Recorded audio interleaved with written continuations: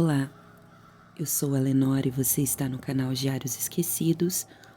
Hoje eu vou contar para vocês um conto clássico de terror.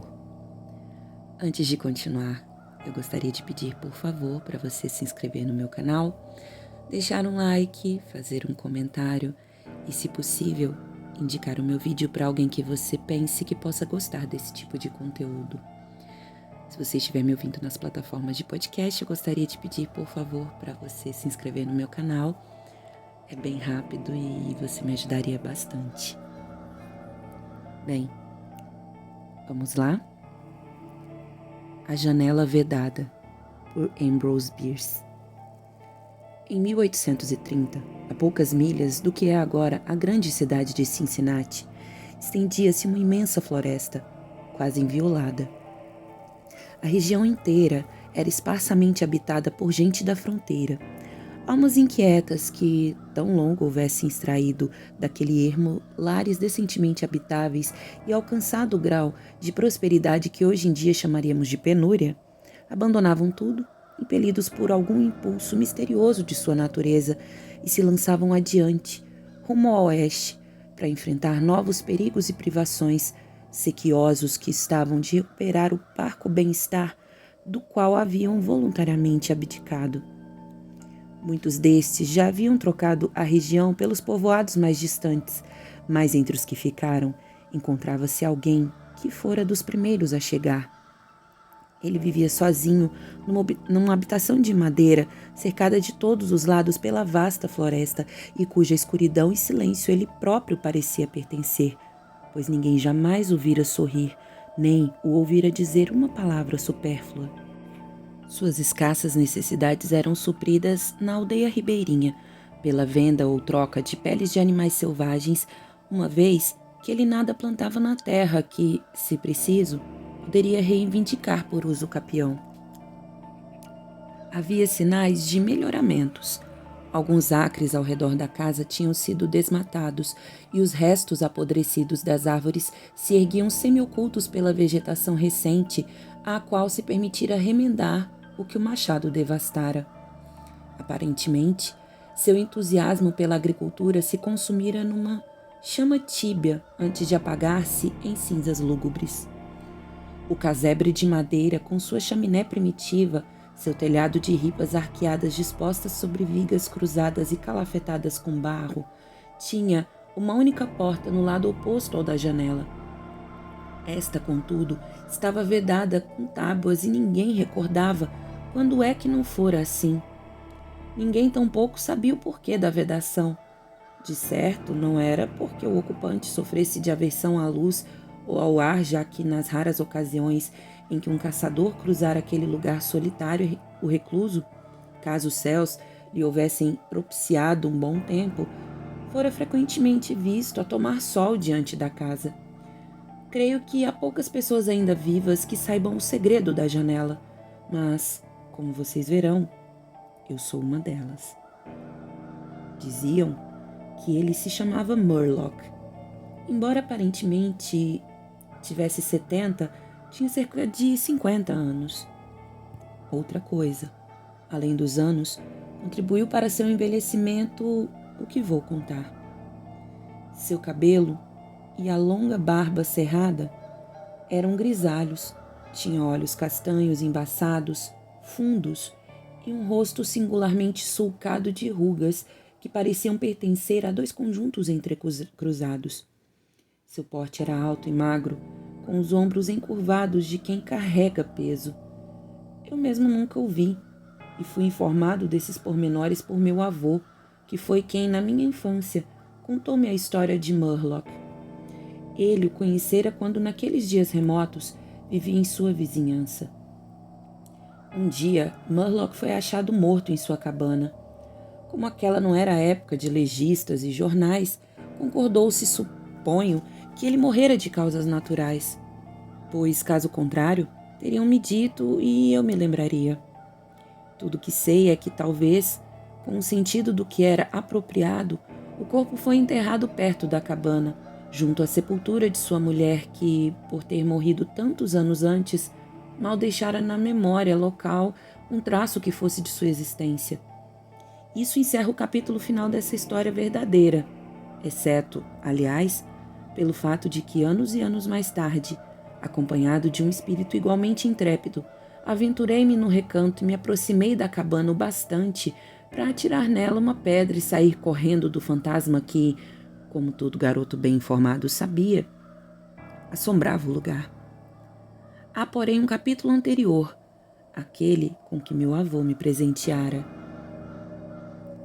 Quando Murlock construiu sua cabana e se dedicou vigorosamente ao desmatamento com o intuito de lavrar uma roça, vivendo entre mentes de seu rifle, era jovem, robusto e confiante. No país a leste do qual viera, ele se casara, como era de costume, com uma jovem que, em tudo, merecedora de sua afeição sincera, compartilhava de boa vontade, sem remorsos, os perigos e privações de seu destino. Não há que se saiba registro de seu nome. Sobre seus encantos espirituais e pessoais tampouco há lembrança, e quem tiver dúvidas, que as tenha. Mas Deus me livre de endossá-las. Não faltaram, em cada dia vivido pelo viúvo, provas de sua felicidade e afeto mútuo. Pois o que, senão o magnetismo de bênçãos relembradas, poderia ter acorrentado aquele espírito arrojado a tal sina? Certo dia, voltando de uma parte remota da floresta onde fora caçar, Murlock encontrou a mulher alquebrada, febril e delirando. Não havia médico num raio de muitos quilômetros, nem vizinho algum. Tampouco ela estava em condições de ser deixada a sós enquanto ele buscava auxílio. Ele tentou cuidar dela, esperando que se recuperasse, mas ao final do terceiro dia, a mulher perdeu a consciência e, sem jamais, ao que parece, tê-la recuperado, faleceu. Pelo que sabemos de temperamentos como o dele, podemos imaginar alguns dos detalhes do quadro cujos contornos meu avô delineara. Uma vez convencido da morte dela, Murlock manteve a lucidez necessária para se lembrar de que os mortos devem ser preparados para o enterro. Cumprindo esse dever sagrado, cometeu erros de quando em quando, fez algumas coisas incorretamente e repetiu outras várias vezes até acertar. Sua incapacidade aqui e ali de executar uma ação comum o deixava atônito como alguém que, embriagado, não entende a suspensão de leis da natureza conhecidas. Que não chorasse, surpreendia-o e também meio que o envergonhava. De certo era insensível não chorar pelos mortos. Amanhã, disse, em voz alta, terei feito o caixão e cavado a sepultura. Então sentirei a falta dela, quando não puder mais vê-la. Mas agora, ela está morta, é claro, mas está tudo bem. Deve estar tudo bem, de algum modo. Nada é tão ruim quanto parece. De frente para o cadáver, à medida que escurecia, ele lhe arrumou o cabelo e deu os retoques finais a seu vestido singelo. Fez tudo mecanicamente, com uma atenção despida de sentimentos.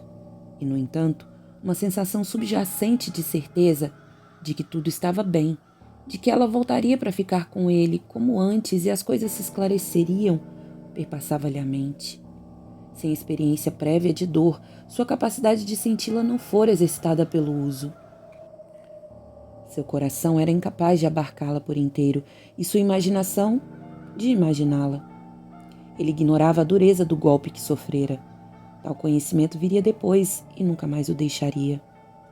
A dor é uma artista cujos poderes são tão diversos quanto os instrumentos nos quais toca seus lamentos para os mortos, despertando em algumas notas mais agudas e penetrantes e em outros os acordes baixos e graves que palpitam repetidamente como as cadências lentas de um tambor distante. Alguns temperamentos ela alarma, outros entorpece. Há quem ela atinja feito uma flecha, citando-lhe as suscetibilidades para uma vida mais altiva. Há quem ela bata como uma clava que, num golpe, paralisa a vítima. Murlock foi provavelmente afetado desta última maneira, pois, e isto é mais do que mera conjectura, assim que terminou suas piedosas tarefas, afundou na cadeira junto à mesa sobre a qual jazia o corpo e, observando quão branco o perfil se mostrava contra as trevas, cada vez mais espessas, depôs os braços na borda da mesa e, sem lágrimas, mas indizivelmente exausto, deixou cair neles seu rosto. Naquele preciso instante, um gemido prolongado, semelhante ao grito de uma criança perdida no fundo da floresta que se escurecia, entrou pela janela aberta. Ele, porém, não se mexeu.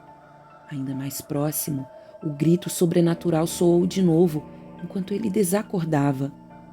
Talvez fosse uma fera, talvez um sonho, pois Morlock adormecera. Algumas horas mais tarde, ou assim lhe pareceu depois, a sentinela irresponsável acordou e, erguendo a cabeça deitada nos braços, ouviu atentamente, sem saber por quê.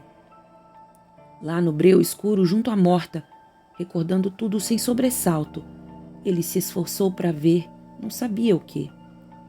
Todos os seus sentidos em estado de alerta e a respiração suspensa, seu sangue, como que colaborando com o silêncio, parara de correr. Quem ou o que o acordara? Onde é que estava? Súbito, a mesa foi sacudida debaixo de seus braços e no mesmo instante ele escutou, ou julgou escutar, um passo leve, suave e mais outro. Sons de pés descalços pisando o chão.